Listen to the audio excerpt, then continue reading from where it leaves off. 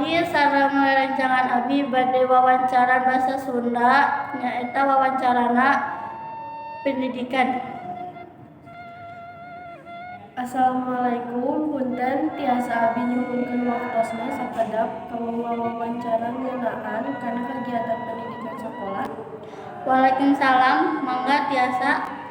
Kumaha carana supaya kagiatan pendidikan di Indonesia teh bisa dipikaresep ku barudak sakola atanapi siswa di sakola. Kegiatan pendidikan di sekolah kudu bisa jadi dunia anu dipikaresep ku siswa. Ku kituna kumaranehna bisa ngarasa bungah pikeun datang ka sakola sareng ngarasakeun kegiatan belajar anu tumaninah, kaasup narima materi pelajaran nu dibimbing ku guruna. Kunaon sakola kudu jadi tempat anu dipikaresep ku siswa? Supaya kegiatan proses diajar tiasa mikir ngabungahkeun sabab setiap siswa tangtuna miboga masalah sewang-sewangana nu aya patalina sareng kegiatan belajar. Selain cara kasebat, apa aya cara anu sanesna deui?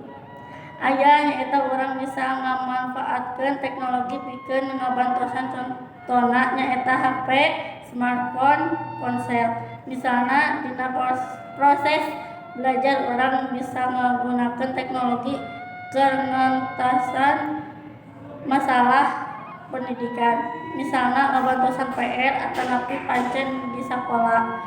Jeung sajabana sacara wicaksana miboga kahirupan anu dipikaresepen saimbang jeung proses belajar nu ngabosenkeun.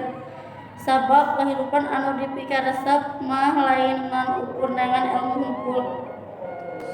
Terus kumaha kahareupna dina kagiatan pendidikan di sakola kapayuna? Para siswa dipikahareup bisa nyiapkeun diri pikeun ngalakukeun inovasi supaya lulus sakola engkena jeung asup kana dunia pagawean. Maranehna bisa nuluykeun kana kaayaan lingkungan anyar di sabundeurana di masa kahareup. Rupina cekap sakitu wae wawancarana. Hatur nuhun dina informasina. Wassalamualaikum warahmatullahi wabarakatuh. Nuhun sami-sami. Waalaikumsalam warahmatullahi wabarakatuh.